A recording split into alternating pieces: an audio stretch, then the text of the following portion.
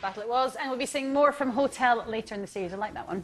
Now, our next guest is an acclaimed TV, film and stage actor, and he's probably best known for playing a posh, cop and suave detective, Inspector Linley. She could have got the map and the red hair from the appeal. Or she was telling the truth, and there's a good reason why a red-headed witness isn't coming forward. As an MO, it's pretty slick, isn't it? The woman's presence reassures, asking directions draws them to the car, and then the map distracts them.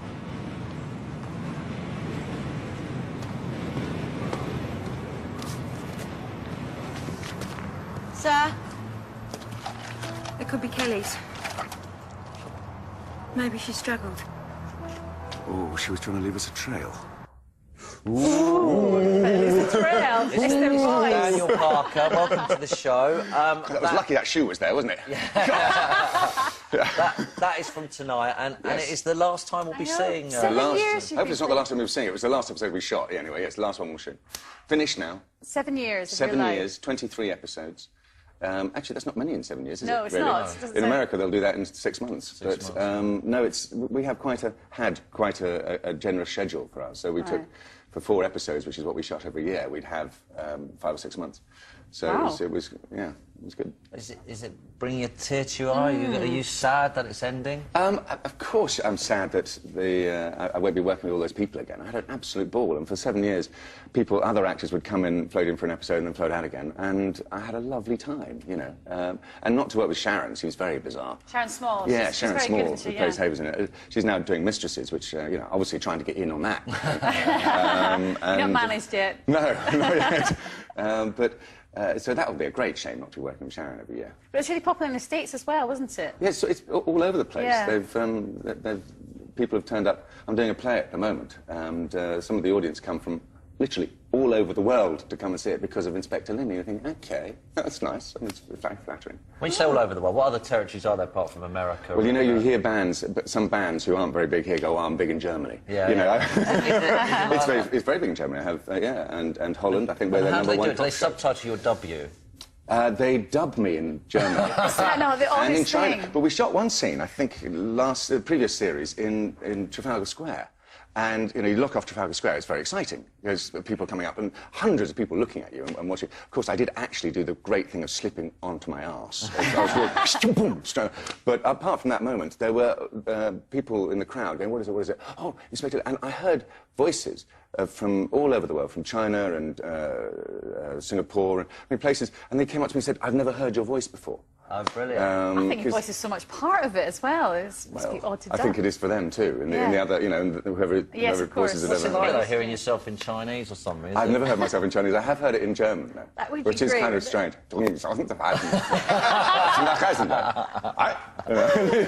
That is kind of weird. I'd like to do the Japanese one. That's what I'm most like.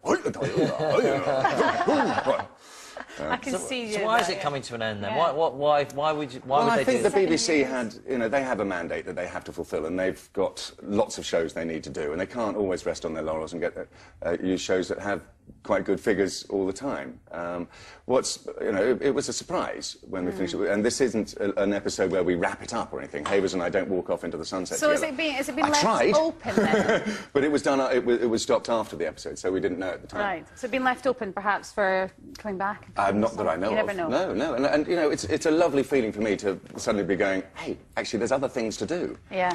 Is so it that's scary, though?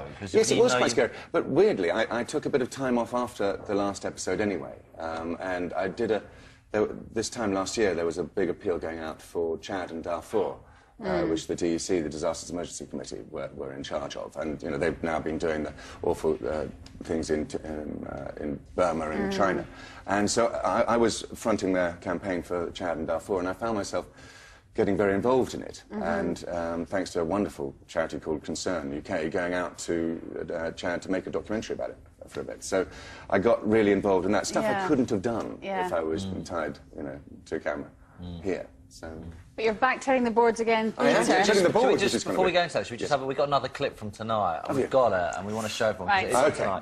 So here's with honeysuckle another weeks, maybe, or there's a fantastic. We're not giving away the plot here, but here we go. Thomas? Detective Inspector Linley, this is DC Harvey. Can I have a word? Nathaniel, what's going on? He was on your boiler suit a minute ago. What did you do, take it off? Not since I've been with him. Look after him for a minute, will you? Yes, sir. Do you want to play that, Scott? Pick him up for GBH on his wife, Tanya, all right? Don't mention anything else. Not a word. Guy Thompson, I'm arresting you on suspicion of grievous bodily harm against your wife, Tanya Thompson. You do not have to say anything about anything you do say may be used in evidence against you.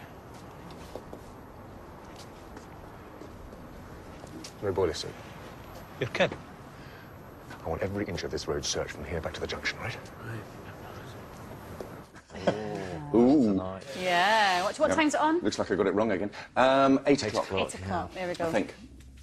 Yeah, I was just asking you about the theatre, because when I read your notes, it said that Yes. you suffer terribly from stage fright, and then you've gone back onto stage. I did used to, yes. I did a play years ago with Dustin Hoffman in London called Merchant of Venice. Not surprised playing alongside No, him. no, he was fantastic, actually. He was amazing to work with. I was warned by my agent at the time, saying you've got to be careful because Hoffman's got a reputation. He was unbelievably good to work with. And I was very excited. I was 28, 29 or something. And a part that most guys would have loved to play at the time. Anyway, we did it then on Broadway. And on Broadway, I did get very bad stage fright. I missed my girlfriend at the time, now my wife, very much. And I found myself being rather unhappy, stuck in a little apartment. But would you actually forget lines? What do you mean by completely. stage? I froze. And, yeah, On Broadway? Really, really badly, yes.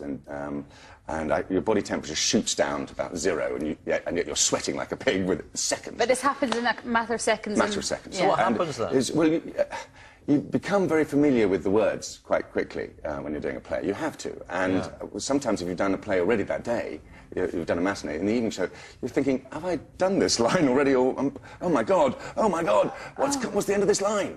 And it was very much taught to us in da-dum-da-dum-da-dum-da-dum-da-dum, the iambic pentameter. And I couldn't remember the last dum. So I got that da-dum-da-dum-da-dum-da-dum. And so I stopped. Lee Lawson was opposite me on stage at the time, and I sort of looked to Lee, going, I don't know. And this went on for about, I don't know, 35 seconds, 45 seconds. Really? And yeah, I thought I was going to just die. But of course I didn't. It wasn't that traumatic. And then the last 3 weeks of the play were not good, and I felt very sorry for all the actors I was working with. But, and I didn't really want to do Did you manage to see it out at the end of the You had to see it run? out. I didn't have a choice. But I was terrified every night. Absolutely terrified. And have you gotten over that now with Yes, the new completely. So you're in a play now in Richmond? I'm doing a play now. So it's yes. worth turning up just Richmond. to see if it happens. Absolutely. This is one of the draws. I'm trying to get people... Yeah, just in case. It's like watching the Grand Prix. Nothing's ever going to happen unless they go boom, boom, boom. No, but it's... You've just sold out the next Yeah, 2 so, weeks. I hope so. Well, we've got Richmond, Bath and Brighton over the next 3 weeks, so please do come. It's called Quartermain's Terms. And actually, I had no intention, obviously, of doing a play ever again, if I could possibly help it. Give us a quick summary of what it's about. It's set in a language school for English for foreign students in Cambridge, which, if you think about it, is the hotbed of academia in this country, along with Oxford, really. And yet it's possibly the lowest form of teaching English to foreign students. And my character, St John Quartermain, is the sweetest man in the world. He's the most charming man in the world, and his whole life is set in this staff room. He listens to other people's lives when they bring them in, and all he can do really is live vicariously through them. It sounds all very kind of Sedate. straight talking until there is some kind of thing at the end, it is which very you won't funny. tell me There's about. some very, very funny bits in it. And you do find the audience... I mean, it's billed as an uproarious comedy or something, but there are moments when people are nearly falling off their seats, but there is an undercurrent of tragedy throughout it. And at the end, having gone quite a lot like this, it's suddenly... which is fabulously exciting to play. And I got to page 2 of this script, and I just said to my wife, I have to do it. It's so beautifully written by Simon Gray that it's the best thing I've ever done in modern terms. So if people do want a bit of a knife edge... Richmond, Bath, or and then Brighton. Brighton. Richmond, Bath, and Brighton. You've got to get up north, mate. It's just not good enough. You know, you never know. You never know. See if it comes into London. National tour. Brilliant. And 8 o'clock tonight, the last one. Yes. So watch that, right? Nathaniel will be staying with us and taking your emails along with Rav Wilding. If you want to ask them anything, send us an email via the BBC website, bbc.co.uk/food. And here's what else is coming up on the rest of the show.